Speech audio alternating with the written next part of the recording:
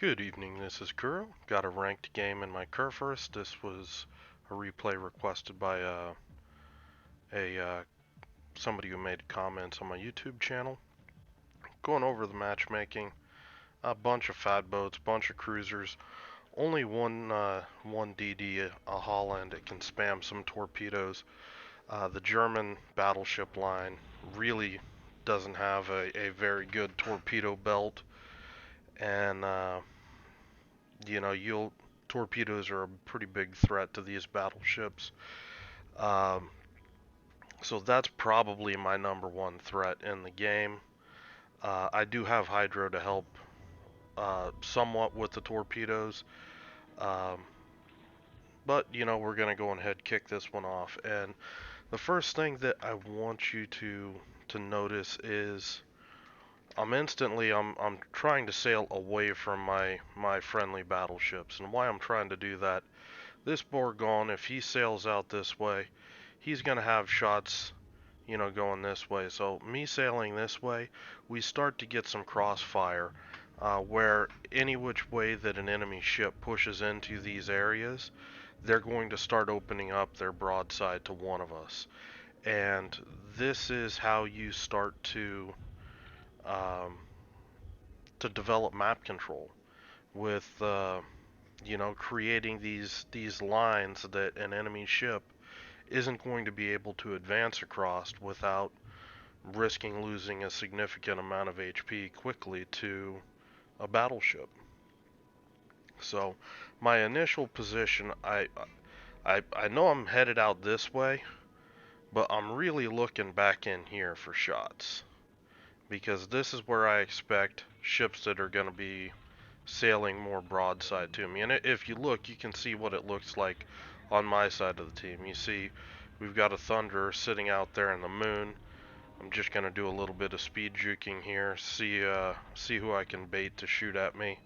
At this sort of range, I don't recognize any of these players, so I don't think that they're a level of battleship player that uh, is going to consistently be able to land these shots from their max range. So was able to avoid all that damage, and that gives me a pretty good idea as to where the enemy team's going. I know I've got a little bit of a push coming here that I'm going to have to deal with eventually, but for right now I am looking at this Yamato. He's just inside my gun range with the spotter plane.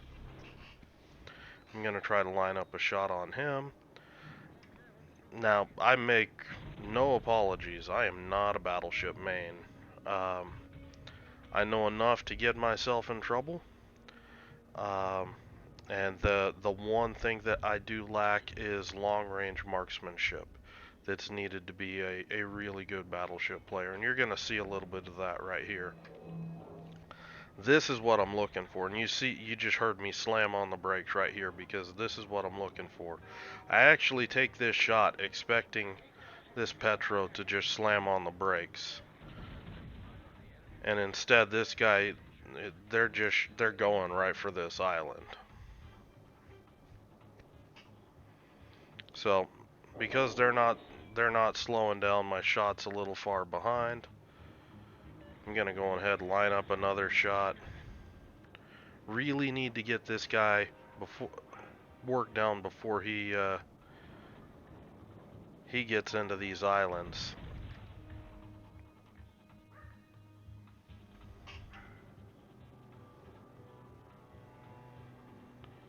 Really thought this was going to be a nasty shot, but RNG didn't like me. 5 over pins.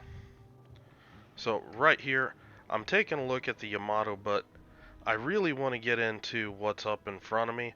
I just want to hold down this line right here, make sure that this Petro's not going to be able to reverse out of that situation. Now that the Petro's gone, I really need to get moving, help my Smolensk and my Des Moines with this Montana and this Petro. And this is one of the things that a Kurfurst is really good at. Um, I see a lot of players, in my opinion, play Kurfurst incorrectly. They get too aggressive, thinking about, you know, what can I do to get the secondaries going, and they push in too early. I want you to look to and watch to see how I draw this out into a 1v1 between me and this Petro. So I do have a smoke screen in front of me. I am going to be patient, and I'm going to advance most of the way across this gap. My objective is to put this island between me and the Montana, so this Montana eventually is not going to be able to shoot at me, and it'll just be me, my guns, and my secondaries tearing up this Petro. I did take my shot. I did turn out, angle my armor, because I know that Montana is going to shoot at me. And now this Montana, he can't shoot at me anymore. I've set up a nice little situation here where I've got my secondaries, my main battery, all of this can work on this Petro. And, you know, this, in my opinion, is how you make secondaries work. You wear the enemy down like this, and then you're going to see once I get rid of this Petro, I'm going to flip around. You see I'm already looking at the mini-map. We've got a Des Moines pushing in. That's another big issue for my DDs, because if this Des Moines can get into one of these islands, that's 10-kilometer radar that's going to push that Shimakaze out of. So it's my job as a battleship, you know, pushing through here and, you know, dumpstering these radar cruisers that are pushing up like this. Get them off the board so my DDs can start doing what they need to do as far as getting in and spotting, getting good torpedo opportunities, and you know, making things work. It's all synergy, especially between battleships and destroyers. You get a lot of crossfire opportunities between battleship AP and destroyer torpedoes. So I'm not going to let this Petro reverse around the island. I know this Montana's coming up quick. I'm just going to, in my opinion, I'm going to tank this hit just to make sure we get that Petro off the board. I want that radar off the map. For some reason, Montana only shoots me with the stern guns. I don't know if the front guns aren't loaded, but I don't know what happened with that volley. I'm going to put my own back out there. And this Montana really doesn't want anything of this fight this close with a Kurfurst. Montana is going to want to fight me from, you know, 12, 15, 18 kilometers, where that fight is more advantageous to the Montana. Now, I am going to make an aggressive move here, and I am going to throw some HP away. I give broadside to the Montana. I'm going to end up giving broadside to this Thunder, but I want to get rid of this Des Moines. He's kind of holding up behind this island. He's taken a lot of damage, and I don't want to let this guy sit here and heal up and sit there and radar my DDs. So just coming aggressive around the island. Yamato pops up. I think Yamato's shot at me. There's a lot of, yeah, there's Yamato shots. Take a big hit here, take another big hit here.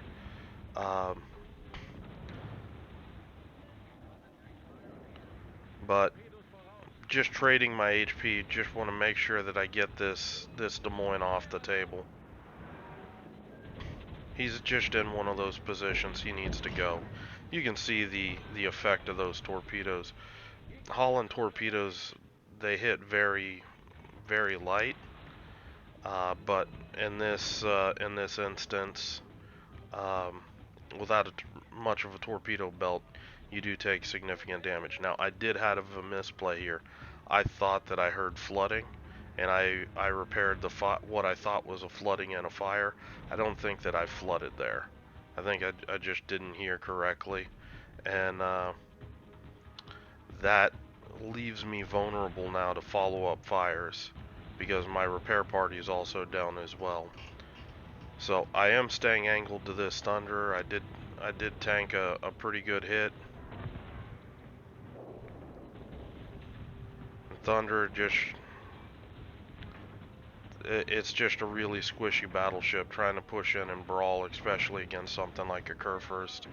That's going to be rough.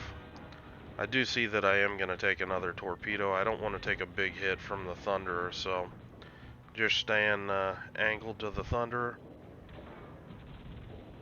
lining the shot up right under the front turrets, 31K. I do have a fire ticking on the Thunder, but I do go down to the Holland's fire, and honestly, if I hadn't misplayed that DCP there, I probably would have survived this engagement.